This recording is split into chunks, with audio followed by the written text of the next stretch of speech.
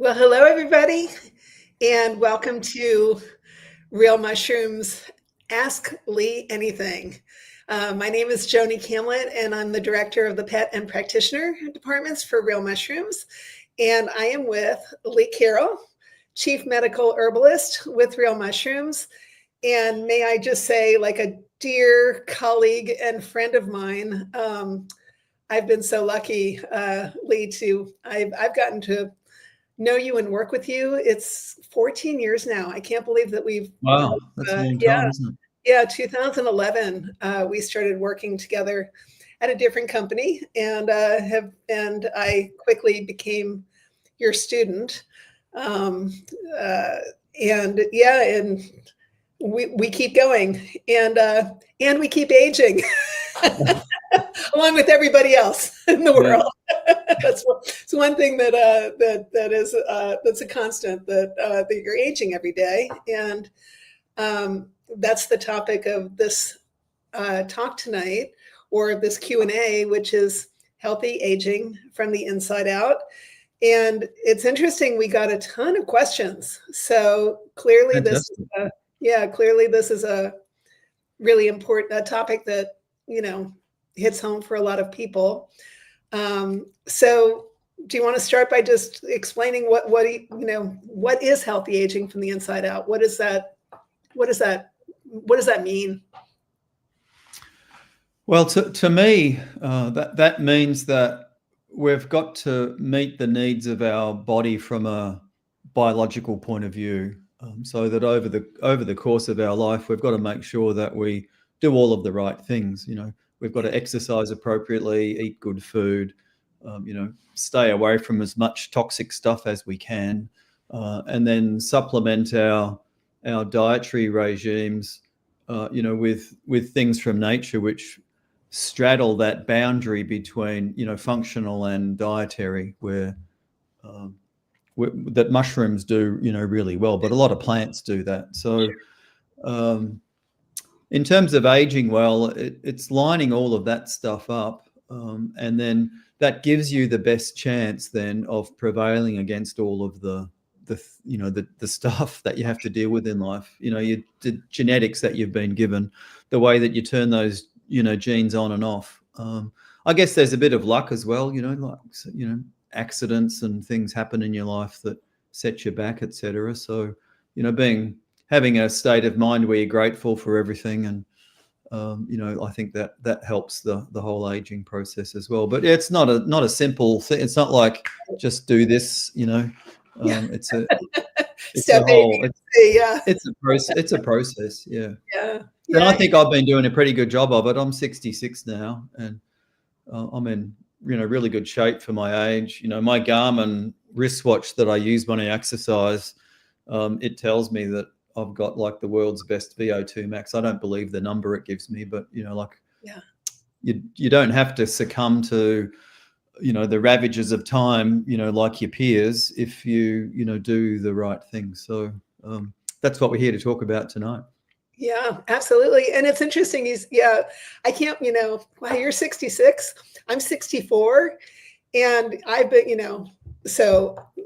watching you like over the past 14 years, you seem like you're getting healthier and healthier. I watch, and it could be like, I know for me, I've become more conscious as I've gotten older of taking better care of myself, and, with exercising and eating, not cheating as much as I used to, because I could get away with it. But it's been really inspiring to kind of watch you and all the crazy fitness, biking, and swimming, and insane. Although you used to like post pictures on your Instagram of all the crashes and gashes that you got. Well, I haven't seen one of them in a while. Yeah, thank the Lord for that. Yeah, I'm done with crashing. Yeah, you're a little more careful, maybe. I don't take as many risks, which is also something that I think we do as we start to get older. But I was curious. I was reading actually a study. I was at the gym just earlier today, And I was reading a study, it was in the Guardian, they were talking about a study that this was last year, about there are certain times in your life where you age more. And they specifically said at age 44 and at age 60, like the body goes through a specific aging process. And Yeah, I found that fascinating. it is fascinating. Yeah, I haven't read that paper, but I've read those, news articles that talked about it, and that isn't my experience Yeah. in terms of significant shifts, but it's a very interesting point that guides us, at stages in our life where we need to be kind to ourselves, like even though you might be doing all the right things, at those two ages that you mentioned, we might struggle, a little bit more.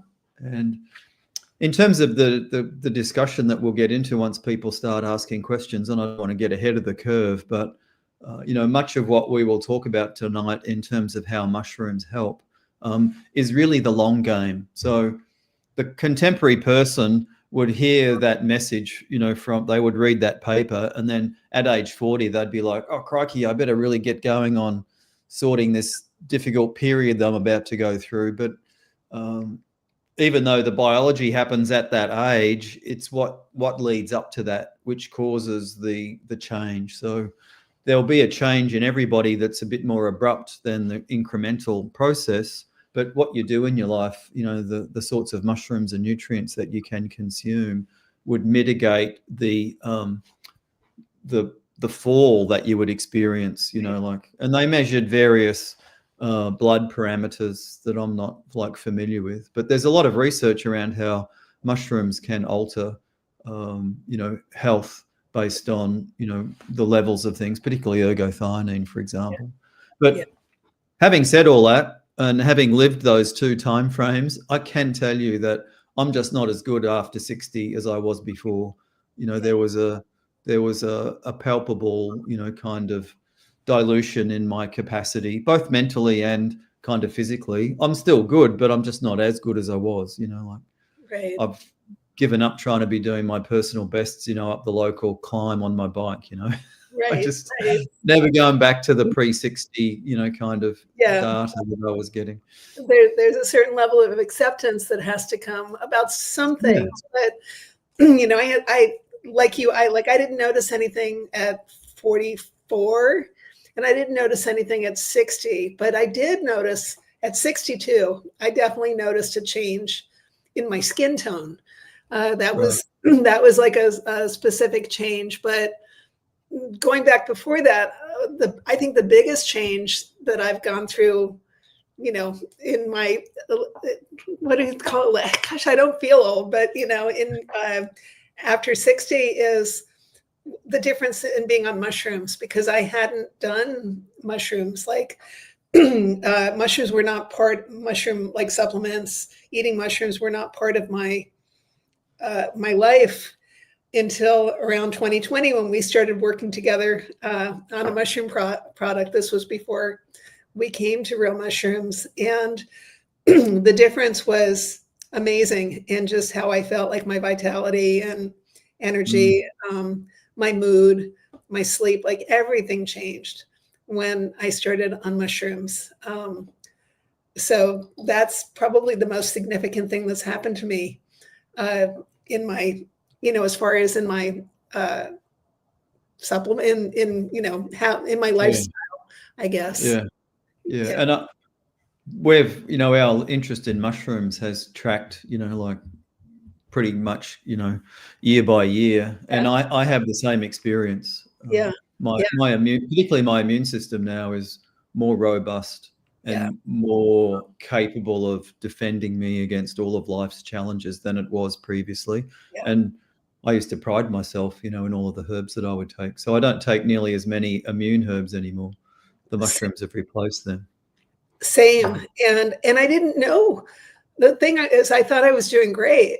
It wasn't until I added the mushrooms that I realized that I could actually be doing greater.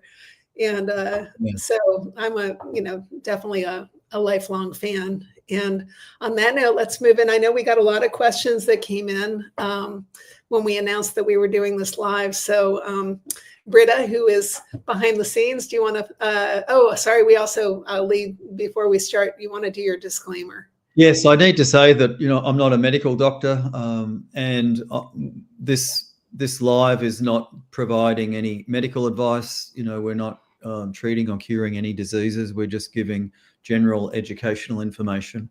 And if you've got any specific health questions, you really need to direct those to your healthcare provider. Thank you.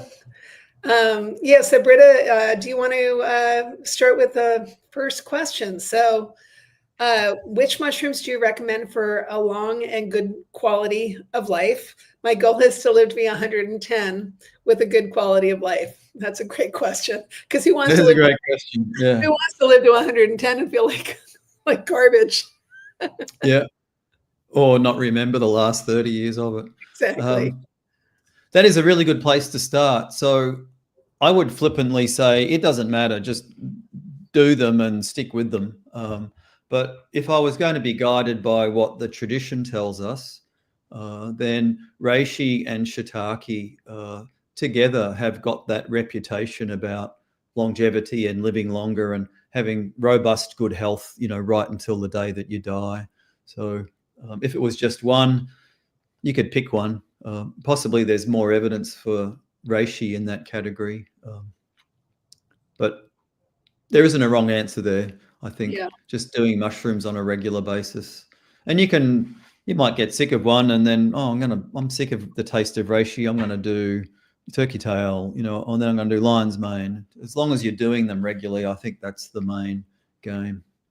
I have a question related to that. Is there any benefit to alternating mushrooms? I know I do this with Rob in the pets group, and that comes up quite often about whether like the body kind of gets used to a mushroom and should you alternate them or stuff like that. It's a challenging question to answer. I could put it back and say, exercise is a good thing, and you need to do that regularly. Right. But should you just only ever run and never do any rowing or swimming or cycling? The answer is probably, it's good to mix it up, exercise a few different muscle groups, et cetera, et cetera. So there isn't any kind of real reason to do that. It's just, it fits into the normal ebb and flow of your life. So you just come and go through the different, mushrooms. So I am actually all for that. If you're in good health, then cycling through them is fine. Although if you're me, I just do like 10 mushrooms every day all the time. Like, how many mushrooms? You're doing like 10 different mushrooms, did you say? Yeah, every day, so.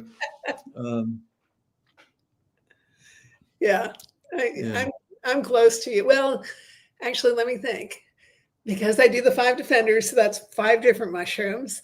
Then I do Ergo, and then I do Tremella. So I'm doing 7 a day. Yeah. Oh gosh, yeah. So I'm doing 8. Yeah, I'm doing 8 a day. I can't forget the lion's mane. Yeah. So maybe I fibbed. Maybe I'm only doing 9 a day, but 10's a nice neat number. But it's pretty easy to get up there when you're doing the mushroom combos. And but we will get questions where I will say, if you're getting older and you can only do one thing, just do lion's mane because it's going to be great for your brain, if you've got challenges in that area. So, under those conditions, lion's mane works well when you do it regularly. It works like a nutrient. It works like exercise. It works like a good diet. You need to be taking it to get the benefit, so you can't stop. So that, in that category, that's one where you don't need to cycle it, and it's best if you do it long term. Yeah. But the body doesn't get tired of having the one thing all the time. You won't ruin some pathway. You won't dilute your health in a particular area by doing the one mushroom long term. It's just that you might miss out on the added benefits that you might get from the mushrooms that you're not taking. From the combination, from other mushrooms. But it's unlike slight difference there. Yeah, it's like certain things like, well, what comes to mind is like CBD, where if you take it, like sometimes the effects aren't felt as strongly if you do it on a regular basis, and so you have to like change the dosage or alternate to Yes. something different. It's Like, mushrooms aren't the like that. mushrooms don't have chemistry like that. So the reason that that happens with CBD is because we've got an endocannabinoid system, and the mimetic molecules mimic our human hormones. So when you're giving, molecules like that, the expression of the receptors that receive the CBD start to get altered. So there's the body thinks, well, if I'm getting CBD for free, I don't need to make as much, or I don't need as many receptors. So I'll kind of modify my behavior to that chemical. That doesn't happen with mushrooms. Okay.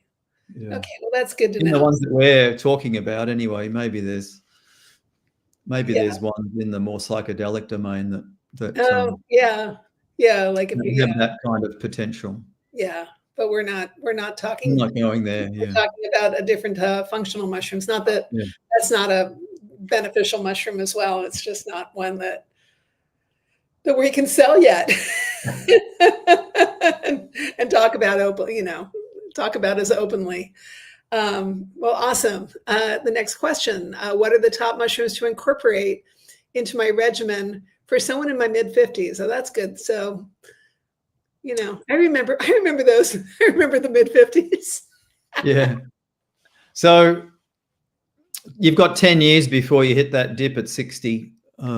So the top mushrooms, from my point of view, would be the ones that I've just previously mentioned. So be shiitake and reishi would be kind of number one. And you can get those with 5 defenders. And then you get the benefit of all of the other ones that come along with that, the maitake and the chaga, the turkey tail. So that gives good coverage for cardiovascular health, immune health, and all the other things that those mushrooms do. And then it's possibly time to start thinking about cognitive function. So, perhaps lion's mane at a lower kind of daily serving might make sense, depending on who you are and what your life history is, what your genetics is, what your family history is, or ergothionenine. So, okay, there it is. I was waiting. I'm like, I can't believe he's not going to mention Ergo. We made it 17 minutes into the show, and you didn't mention Ergo till now. So from the age of 50, ergothionenine levels decline, and they precipitously decline after the age of 70. And there's very strong and significant associations with health as we age that correlates with that low ergothionenine. So we're still a ways away from saying that correlation is causation, but the clinical trials that we're observing and the vast amount of epidemiological data that we get around populations that consume mushrooms regularly, because ergothionenine is in all mushrooms, very much point to that as being a very significant molecule that the body needs, and it almost meets a vitamin status. It's a conditionally essential nutrient. And as we get older, I think it probably should be called a vitamin, and we probably should call it vitamin L, for where L stands for longevity. Longevity, yep. But it's what you say, it's in all mushrooms, but it's in higher quantities. It's in higher quantities in some mushrooms. So the very interesting arc of human history, if you go back through the fossil archaeological record, the early humans that lived in Europe during the Ice Age, the Magdalenian people, they were eating vast amounts of agaricus mushrooms like portobellos and crimines and that family, and also vast amounts of porcini, the Boletus edulis. And the Boletus edulis has got the highest levels of ergothionenine. So our ancestors, from Europe, are conditioned to consume regular and vast amounts of this stuff, which provided all of that ergothionenine. So when we eat mushrooms today, the most cost-effective source and the best value is golden oyster, which is what Real Mushrooms uses to put 10 milligrams of ergothionenine in one capsule of that product. I'm cracking up because polymathin is calling it vitamin Lee. That's like, well, right, totally right on. Yeah, that would be a great honor, but other researchers that have done the foundational work need the. Well, I've started taking 2 vitamin Lee, otherwise known as ergothionenine, a day, and yeah, it's definitely going to be part of my lifelong regimen, based on everything that you said about it. And I think I'm curious, like you mentioned, the Boletus edulis and the the history of these people that ate a lot of mushrooms. This might be a good segue into talking about like cooking with mushrooms, and like, as we are what we eat. And I know that you consume a lot of mushrooms. Me, not so much, because I'm not very good at cooking them, and I'm not a fan of texture. The times you've made me mushrooms, I've loved them, but then when I've tried to recreate it, it's been a total disaster. But like, if somebody wanted to try to get their like mushroom requirements through cooking, is that a feasible way to do it? I don't think so. Not in terms of what we're talking about. I have tried, and to get a decent amount of ergothionenine, you need to eat like 100 grams, 3 ounces, 3 and a bit ounces of a portobello or a crimini or a white button mushroom. And I did that for a month, and it was just way too much. My body didn't particularly like it, and I love mushrooms. But the epidemiology tells us, so researchers study large populations and they measure them at the beginning, and then maybe 20 years later they come back, or 18 years later they come back, and they look at their health, and then they look at what they've done in between. And people that eat mushrooms just once a week do better cognitively than people that don't. And there's an inverse relationship with cognitive health, with health in general, with how long you live. With the more you eat, the better off you are. Okay. So it becomes a point of practicality. So in clinic now, and in my role as a mentor and a teacher, I suggest to people they should eat a decent serve of mushrooms once a week at a minimum. If they like mushrooms, they can eat more. And then the rest of the week to top up their nutrient and mushroom needs with supplements like the ones that Real Mushroom sells. Yeah. And that makes the most sense. And then people would argue, well, in that ancient kind of setting, people would have eaten mushrooms when they were there, and then when they weren't there, they wouldn't have eaten them. And that is true. So ergothionenine, using that as an example, the body hangs on to it for quite a long time. So if you stock up on it, you don't need it. But my answer to that question is that we live in a world that our genetics was never designed to deal with. So there's thousands and thousands of chemicals. There's lifestyles, there's light pollution, there's noise pollution. There's all of these things that challenge our health, and our health needs supplementing in this modern world. And doing mushrooms every day is very popular now, but it never used to be. But we are evolutionarily designed, if you want to think about it like that. We've got this biology that needs what mushrooms deliver. Yeah. And you can't get it from plants, you can't get it from animals. I'm just blown away that just one serving of mushrooms a week can actually make a measurable difference.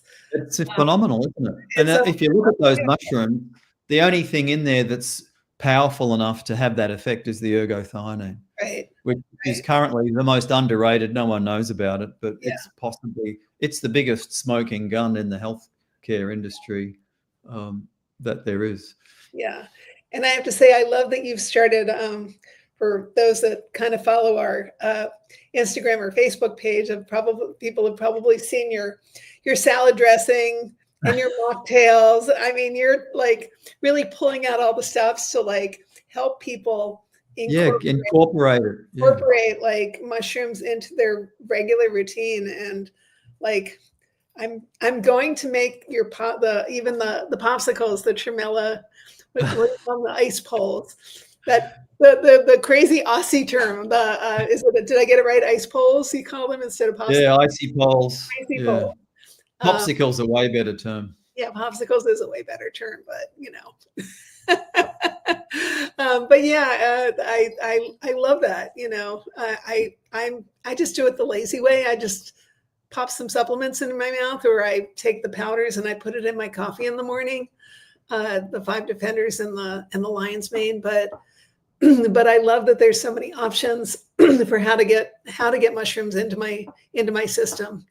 And I love being more creative with it. Yeah. I'm trying to create this environment where people can kind of live a mushroom lifestyle, where mushrooms get integrated, into their daily life. Yeah. And, you can see some of the pouches behind me, like having a pouch of Tremella in the kitchen. It's the world's best thickener. You don't need corn flour. We don't need wheat flour. You can use that to thicken things, and it does it in a way that's incredibly healthy for you. Oh, that's amazing. I was just messaging with somebody who's experimenting with a skin cream, mixing Tremella with beef tallow. I'm very curious to hear how that turns out. Yeah, I think a better ingredient in a mix like that would be the ergothionine capsule, because ergothionine is approved for use as a cosmetic. There's lots of evidence that the skin takes it up, and the skin is the place that we see the aging process happen first. So applying it topically, and I have made a lotion. If you get 2 teaspoons of a lotion and add 1 capsule of Ergo Plus and mix it in, there's enough lotion there to do your face, your neck, and all of your arms, and your upper part of your chest, which are the ones that get sun exposed. And then the idea would be that you'd put it on at night and then wash it off in the morning. And then that's a way to look after the way that which your skin ages. And for many people, that's a big factor of aging, is just what happens to their skin. Yeah, that's well, like I mentioned in the beginning of this, that's the thing that I noticed. Yeah. Like, other than like, oh my gosh, I didn't realize that my eyesight, like I'm wearing my first glasses. I'm looking there. I'm trying to, they're a little crooked. I'd never had to wear glasses before, like I was wearing readers for a couple of years, but, and the hearing, like my hearing, but the skin, it's the skin tone, not even the skin on my face, but like I wasn't prepared for that. And then, I admit to having a bit of vanity around it, like I want to, like, I go to the gym and I work out and I lift and I want to and I look at what I'm seeing in the mirror. It has changed since, I've gone to the gym since my 20s, and so I still have I can build a little bit of muscle, but then watching the skin tone around it, I'm like, what can I do? So maybe I'll try that Ergo. But Ergo works better probably on the inside. So there's a clinical trial, 25 milligrams a day, 12 weeks, I think it was. And skin was plumper and had more moisture after the trial. So really? Ergothionine supports the way that cells age. So you age more slowly. So it's it's too technical to talk about, like in the general public, but it's incredibly foundational to how our bodies work, and that's the real kind of essence of why we're integrated into that mushroom world. We need ergothionine to make sure that our cells function optimally as we age, and when in places where they age the fastest, you can notice it the greatest. So skin is but you've got to do it for long periods of time. It's not like a simple thing that you just do for a couple of months and you're done. It has to be a routine across the course of your life. Right. And I'm curious, like, I'm back to the Ergo skin lotion. Like, I wonder if that could lighten age spots or like actually change. Yes. And the research is all about that, because as we get older, those spots get darker. Oh, they're terrible. There's lots of evidence that the ergothionine can, prevent those from getting darker. It might be even possible to reverse them. And it's the opposite effect in hair. So you can't tell from this shot, but my hair was always white. But if you get up close, there's about 10 or 15% of my white hairs have become black. So it has the opposite effect in the melanin producing cells of the hair follicles, where you can actually, start making melanin and color again. And it's funny you say that, Lee, because I notice, because I've known you for so long, I do notice your hair color is different. Like we were doing a talk. What was it, last month? And I was looking. I'm like, he really does have, like, it's darker, especially like at the roots. I can Yeah, like all see of it. this Yeah, color in there, that exactly. was all white. That Yeah, wasn't there. You used to be like, well, you used to be like white like me. yeah. The really really, and it's definitely starting to change on you. And I don't care about my hair color really, but from the point of view of this discussion that we're having, it's all of the places in your body that you can't see Yeah, that are way more important. Like what's happening in my heart, what's happening in the linings of my blood vessels, what's happening in my pancreas, what's happening in my liver, yeah, what do my bones look like. So that process, that you can witness with your hair, yeah, with my hair, then that's being reflected everywhere in my body. So I'm wherever possible, I'm kind of reversing the age process, right. and I'm slowing down the natural processes of that because I'm optimizing my resistance to that process, which is, the aging. It's all about cell senescence and increasing levels of oxidative stress and lower production of energy molecules, like, Yeah, like NAD plus, for example. yeah. And that's what I love, like when you're talking about the changing of your hair color, or and age spots that can lighten or go away. It's like, we take our supplements, we're assuming that there's something happening internally, but when we can actually see an external difference. And I've kind of told this, oh, we've got Hasso on. Oh my gosh. Hey, Hasso. Sorry, old colleague of ours from going way back. But I can't believe I'm going to share this. I've shared it in a smaller group before about Tremella, and every time I start taking Tremella, my moles peel off, which is just the craziest thing. So I repeatedly the difference. So I'm like, that must be something good must be happening there. Yeah, and it's a powerful skin herb. Yeah, Yeah. so Tremella and Ergothionenine together. Yeah. Polly Mathing is asking, would it be possible to get topical Ergo through a Chaga water brew or tea? There's not a lot of Ergo in Chaga, No, though. Chaga's low.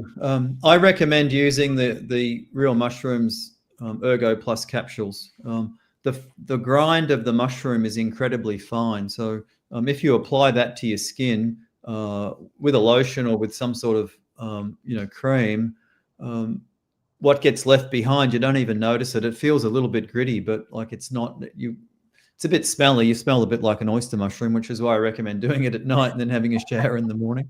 Uh, but I think that's possibly the most effective way of doing it. And it's because you need a decent dose. Chaga doesn't have that much. It's working via different mechanisms. Okay. And I hope I'm not butchering your name, Lucepi. Um, from New York City is asking if the Tremella mushroom capsules can be broken and used on the face like a mask with water. Yeah, right. They can, yes, most definitely. However, the research is quite compelling that the benefits to the skin are, if you had a choice between the two, the benefits to the skin are better when it's taken orally than applied topically. So do oral first, and then if you've got the interest and the capacity and the compliance to go the distance, use it regularly on the skin, and it does make your skin feel better. Yeah, and if you want proof of that, like Lee has done a number of Instagram and reels where he's you've got stuff smeared on your face. I think you did a Tremella. Blend it into yogurt, add a bit of turmeric. Yeah. And you can put some cucumber juice in there. There's all different ways that you can mix it up. Yeah, and your skin feels fantastic afterwards. But it's the regular oral, because how often can you do a face mask? Like maybe once a week if you're lucky. But you can take a capsule every day, and that's no burden. Yeah. It's great that we've got some good questions coming in. Betty's asking, I'm only 50 kilograms. Is there a recommended maximum based on weight? In the morning, I take Ergo Lion's Mane, Chaga, Cordyceps, and at bedtime, I take 5D, Reishi, and Turkey Tail. I mean, you can't take too much, right? No. And that 50 kilo weight is kind of on the low end of what would be kind of considered to be a normal adult kind of serving size regime. So that program's fantastic, Betty. Stick with it. Yeah. And Hasso, we're going to take one of Hasso's questions and then go into some of the other questions we have. How does Ergo differ in comparison to glutathione when it comes to detoxification? Where do they both differ exactly in their actions? Okay, so just a little bit of technicalities here. So glutathione is the main water-soluble antioxidant system in our cells. So it does most of the heavy lifting, although there's lots of actors in that kind of cellular defensive cast. You know, if it's a play, there's lots of different actors that do that job of protecting, you know, the cells. So ergothionine plays a role in protecting cells in the same way that glutathione does, only in certain locations in the body where those cells experience naturally high levels of stress, like the retina and the macula of our eye. It's a place of a lot of metabolic activity. For those tissues to do the job that they've got to do generates a lot of waste. So in that location, glutathione can be overwhelmed and leave the cell unprotected. So in extreme situations, the body's naturally programmed for the ergothionine to step in and protect the cell while the glutathione naturally regenerates and can take over. So it's a backup defensive mechanism for when glutathione's low. And glutathione ebbs and flows all the time.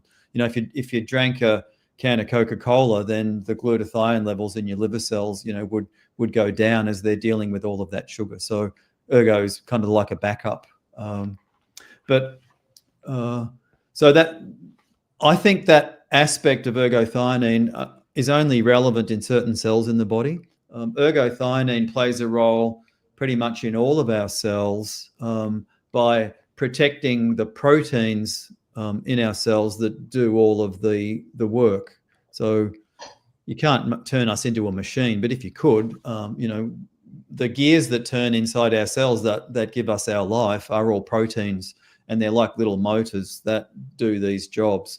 And as little motors, these proteins need to be in the right conformational shapes, and ergothionine protects the proteins in very special ways, which make them more resistant to the natural stresses and strains within a cell, so that the cellular function can be optimized and not be diluted via the waste that we're producing as a result of the production of our energy. So the mitochondrial energy production creates a bit of waste, and under normal conditions, that waste is a positive, you know, kind of feedback loop. But if there's too much of it, it can have unintended consequences, and that slows down the way that those proteins work.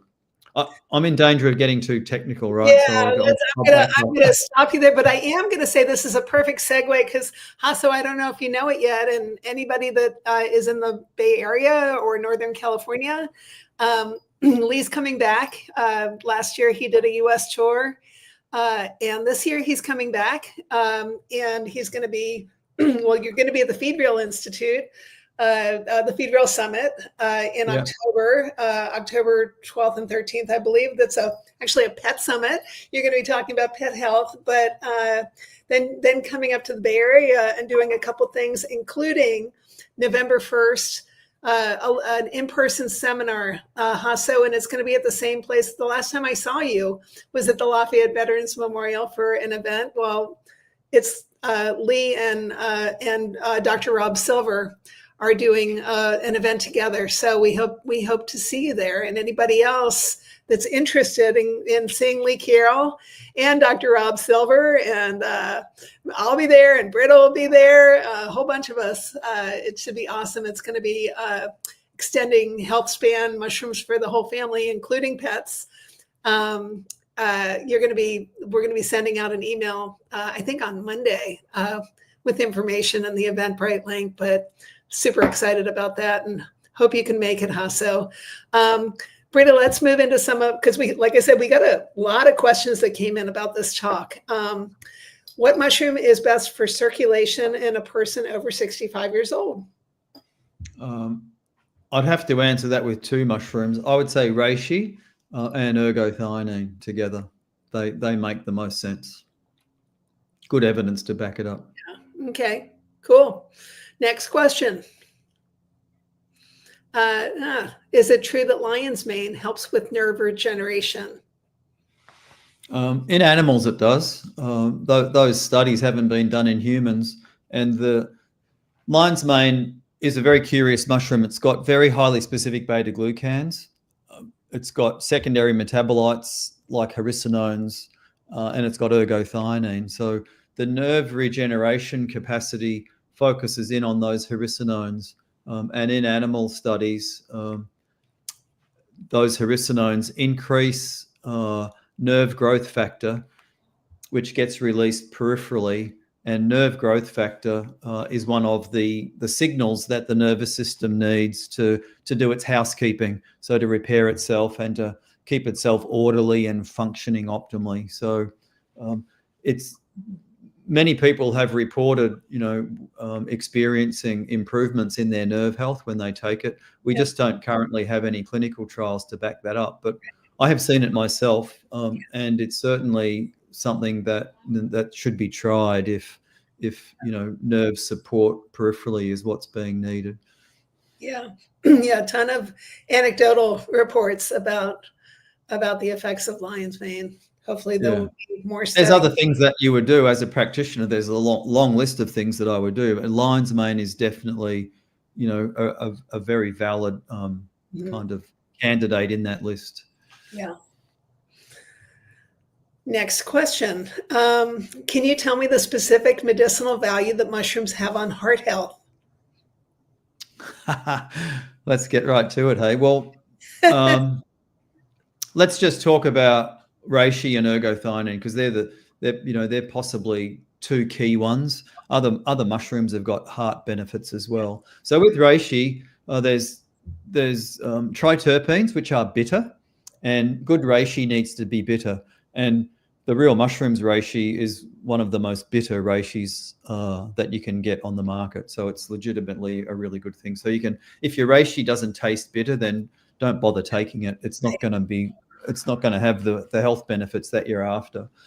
And it's also got polysaccharides. So both of those classes of molecule from reishi get taken up into the body, and they get taken up into the bloodstream, and they get moved around in the body, and then they end up in places, based on their affinities for particular tissue. So the triterpenes get taken up by the cells that line the arterial system. So the linings of your arteries and your capillaries take up the triterpenes, and those triterpenes engage with the internal workings of those cells to support their health. So it makes them more capable of doing their job. So that's a really important part. Those cells also line the heart. So the linings play a very important functional role in how the arteries work. So the arteries make nitric oxide, and that controls vasodilation and vasoconstriction, for example. But there's an area of reishi and reishi is considered to be like a heart herb from its traditional perspective. And there's bitter receptors. So we can taste bitterness on our tongue because we've got receptors that receive the molecules that are bitter, and it sends to our brain a signal to say, this doesn't taste so good. But those bitter receptors are expressed everywhere in our body. And the herbs and the mushrooms that we consume have got these non-sensory kind of effects that help to keep us healthy. That's why one of the reasons that modern humans aren't as healthy in a number of areas is because we don't eat enough bitter things anymore. We avoid them because we've become babies. Like babies shouldn't eat bitter things because babies are very indiscriminate. They'll stuff everything in their mouth, and if it's poisonous, they'll die. So there's an evolutionarily important reason for that to happen. But as adults, we're meant to grow out of that baby behavior and embrace the bitterness. So in our heart, there's all of these bitter receptors, and they're massive in number, and no one knows what they do. So I think that there's a very strong linkage there with how reishi supports the heart. And then ergothionenine plays a very important role, as I was describing earlier, in how heart muscle functions and how heart muscle maintains its health over time, and how arteries support themselves in that same way that I talked about the triterpenes. So, I could go a long way down that rabbit hole. For me, that stuff's fascinating, but for you guys, it's like too much time out. No, I mean, I'm fascinated by the bitters. I know before you ever got into mushrooms, you were talking about herbs and bitterness. So we had kind of gone through that educational phase before kind of coming to like reishi. But last month I was up at British Columbia, and I was at the Real Mushrooms Namex headquarters visiting, and they were doing some taste testing of some competitor we were testing our reishi, and like there was a group of people there, and we were testing some competitor products, and I was shocked at how sweet some of these products. Not ours. Ours was so bitter, like you just made a face, you recoil on your tongue, and it's just like, oh my gosh. But some of these other ones had like a sweetness. There was no bitter to them at all. And of course, because of what I've learned from you and from others about the medicinal qualities of reishi and what you're looking for, it's like, gosh, I wish people knew more, like what they should be looking for in a reishi product. Yeah. It's pretty amazing. Next question, Britta. Thank you. Which mushrooms are good to lower LDL cholesterol and blood pressure? I take 5 Defenders and extra turkey tail. Yeah, well, it's a good follow-on question from what we were just talking about. So blood pressure is a curious thing, and you shouldn't take a mushroom to manage your blood pressure. But the ergothionenine and the reishi both support the mechanisms in our body that control healthy blood pressure. So reishi and ergo make the most sense in that area. A bunch of mushrooms help control, the various LDL particles in our blood. So again, you wouldn't take a mushroom just to lower your LDL, but to maintain your healthy cholesterol levels, within healthy ranges. The 5 Defenders type formula is really the place that I recommend people go, because all of those mushrooms come together to provide that support. Right. I love the 5. When I first started getting into mushrooms, I would like try this one or that one, and then I kind of landed on the 5 Defenders, and it's like a whole body support. I mean, it's the combination of the mushrooms. I feel like I'm covering all my bases. And so I tend to, it's partly, I think, just partly, the busy, my day is busy. It's like, I just know if I get the 5 Defenders that I've kind of covered everything, but it's just. And I do mine as a hot drink. I put half a teaspoon in a cup of hot water and drink that as my hot beverage once I'm done with my coffee in the morning. Yeah, I put it in my coffee. I've actually, the only capsules I take Ergo and the Tremella capsules, but in the morning I make my coffee and I put like a teaspoon of the 5 Defenders and half a teaspoon of the lion's mane, and I can't taste it in my coffee. Like my coffee, it just matches to me it matches the flavor of the coffee. Well, our taste buds can adapt to anything. I like to keep the flavor separate. Well, you drink reishi and water, though, Lee. I mean, I do that at the end of the day. Yeah. You're like you can, So I don't know. We can argue about our taste buds, but I wouldn't be able to get reishi like that down at all. So whatever works. The next question, I just learned lion's mane has a short shelf life. How do your capsules have a couple years of shelf life? Have you heard that? Yeah, no, reishi doesn't. Lion's mane doesn't have a short shelf life. The chemistry of lion's mane is quite stable, and Real Mushrooms does stability studies. So you put the capsules in a bottle, and then you come back every so often and measure them to see what's changed. So the products meet their label claims, over a period of 3 years now. So as long as they're kept away from direct sunlight, and they're kept, below, I don't know what the exact temperature is, but, like 82 degrees or something, Right. and away from moisture, they're fine. I'd never leave the cap off the bottle. Yeah. Like you would with any supplement, though. It's not just mushrooms. Any supplement you would keep in a cool, dry place, away from sunlight, etc. But yeah, like you said, we've done stability testing, and we're eventually we might move to a 3-year best use by date, because that's how long they've been showing as stable for. I want to address Crazy Horsey has an interesting comment that I'd like you to address, Lee. Functional mushrooms with adaptogens are powerful. You have to watch your intake because you can have adverse reactions. I know there's a lot of talk about mushrooms as adaptogens, and so I wanted to see if you wanted to, because I think there's a lot of mushrooms that are called adaptogens that aren't. Yeah. Well, just being literal with that first sentence, functional mushrooms with adaptogens are powerful. There's added adaptogens. So I don't believe that mushrooms are strong adaptogens. Cordyceps is adaptogen-like, but it's more a tonic.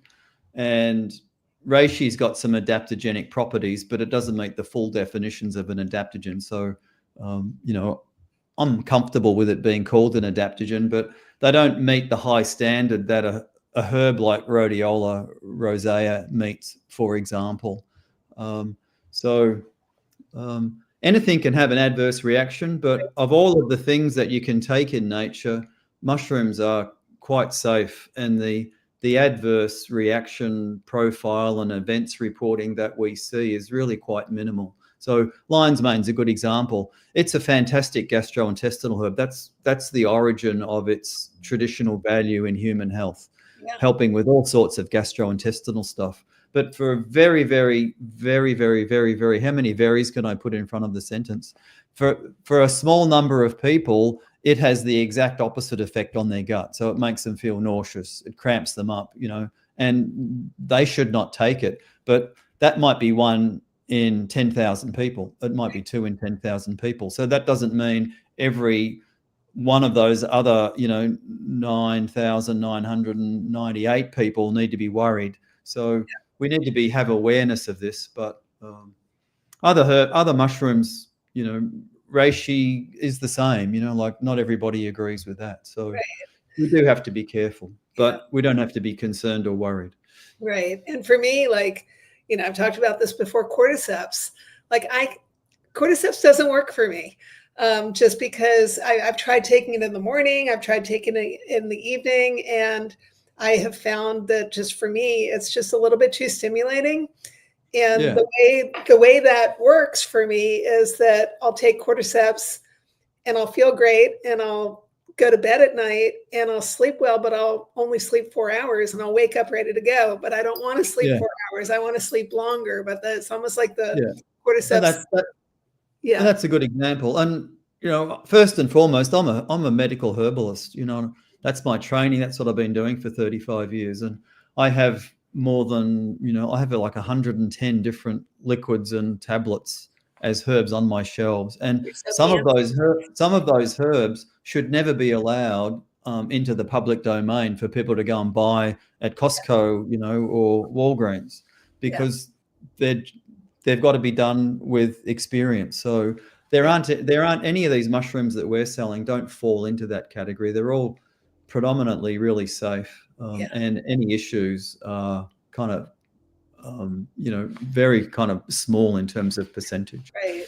But as my old mentor, Dr. Tom Cameron, used to say all the time, anything can cause anything. So, it's just, we're not cookie cutter. We're all individuals, and we have our own, we might have our own specific reaction to a plant or a mushroom or a food or whatever. So, And in those situations, the consumer probably should be working with a healthcare professional and not trying to, support themselves, with their own kind of, medical advice. Yeah. They need to be guided appropriately. Yeah, absolutely.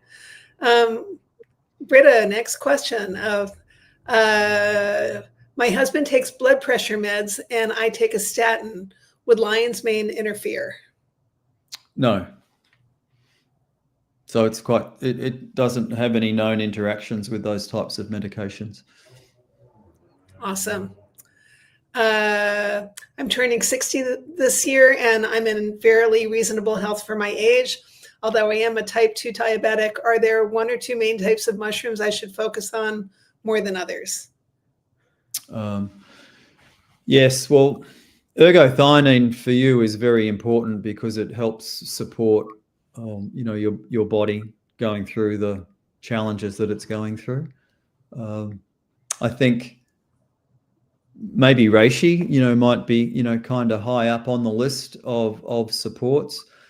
And mushrooms aren't the only thing that you take. Like as I was just saying, as a herbalist, there's lots of herb that would get recommended as well. So it's not just about the mushrooms.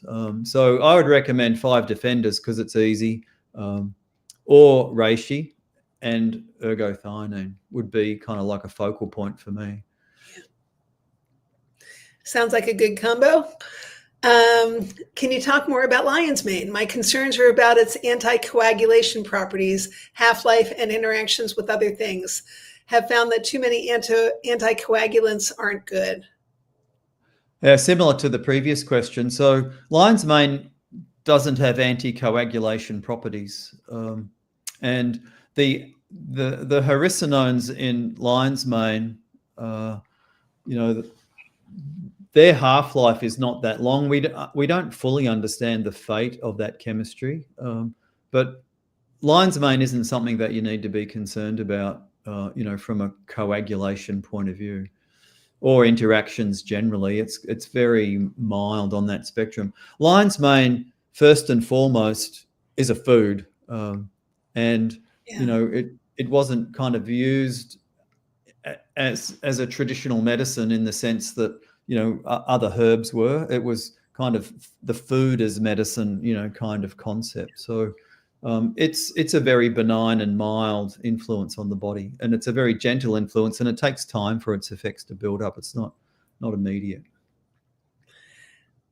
Yeah, I was just thinking it's interesting how these ideas gets, like, somebody will have an opinion about something and it kind of like spreads like wildfire on the internet and gets accepted as fact. But yeah, that's always going to happen. Yeah. Yeah. What mushrooms are best for promoting deep sleep, autophagy, detox, and mitophagy? Well, that's a lot of things. Yeah. That's things. 4 questions in one. Well, 4 questions in one. The simple answer is ergothionine. In older people, as we age, and I'm experiencing this now, the 3 stages of our deep sleep alter. So stage 1 gets longer and stage 2 gets shorter, and stage 2 is where we get a lot of the regeneration happening. So ergothione's been used in a clinical trial with aging people, and it showed improvements in that particular part of the deep sleep. So ergothionine makes sense for that. All of the traditional discussion and talk always goes to reishi, but there isn't much modern evidence to back that up yet. I think that something's going on in the gut, which is creating chemistry and byproducts of fermentation in the gut that influence the nervous system, which promote a calmer, deeper sleep. So maybe do reishi as well. In terms of the autophagy and mitophagy, the word phagy means eating in Latin. So self-eating and mitochondrial eating is the way that the body regenerates and recycles. It's like the green waste bin that you put out once a week for the council to come and take away your recyclable stuff.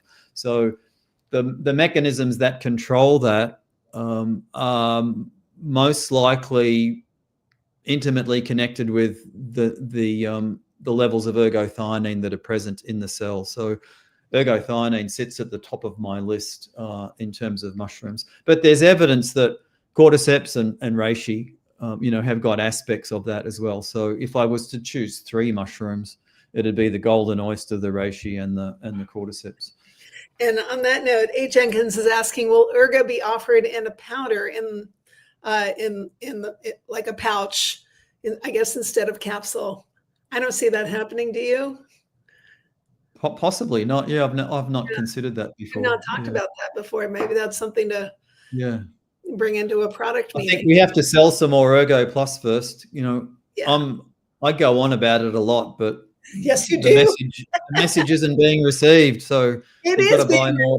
Though. You've got to buy more ergothionine. So yeah, it is being received though, Lee. I mean, I know it's like watching grass grow sometimes, but definitely the word is getting out about it. It is, but to have another SKU in the range, we need to have the volume to back that up. So, exactly.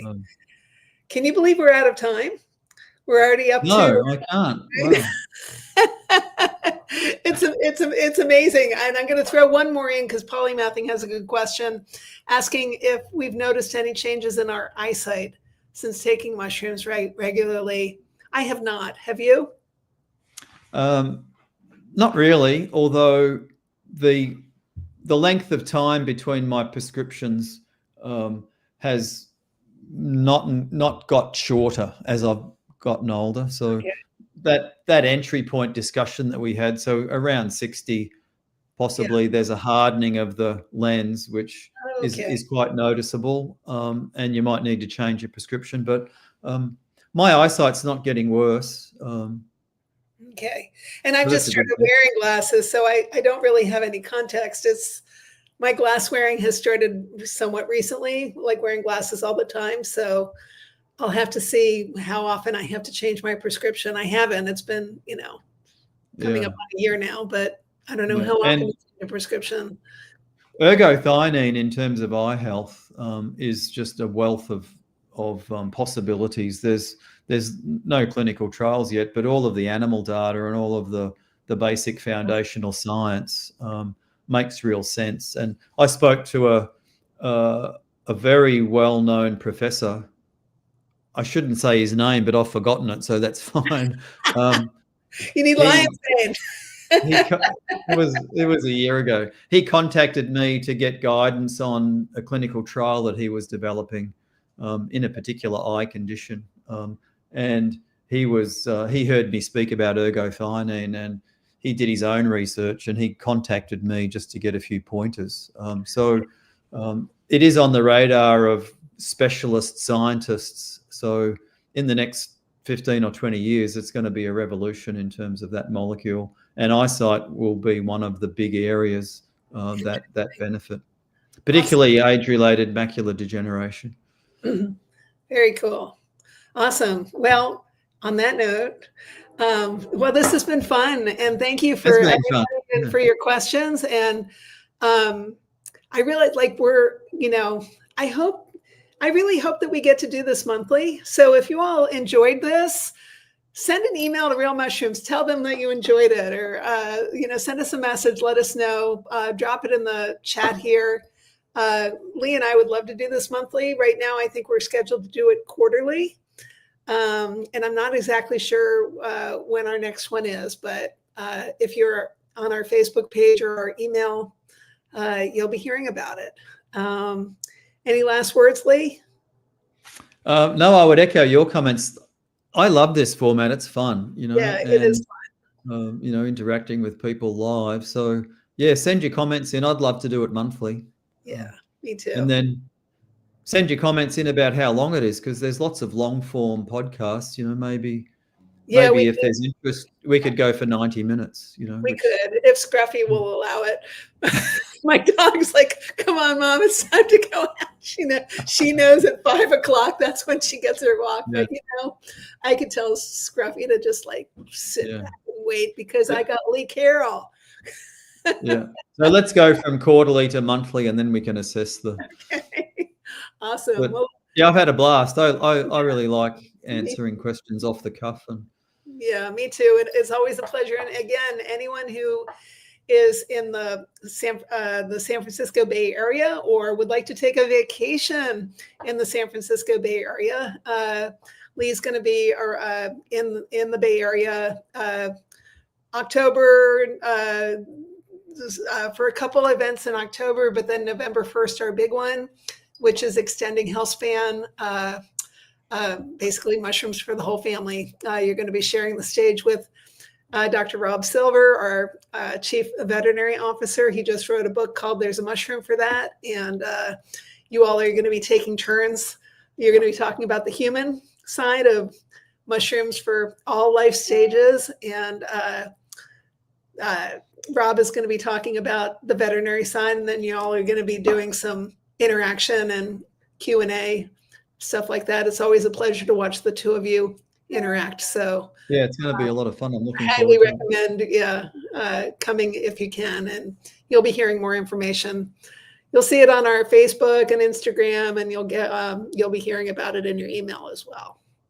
Alrighty, and thank you, Britta, our amazing, wonderful human behind the scenes who's been dropping all the questions and taking care of making it so easy for us to just kind of relax and have a good time. So see you, Lee.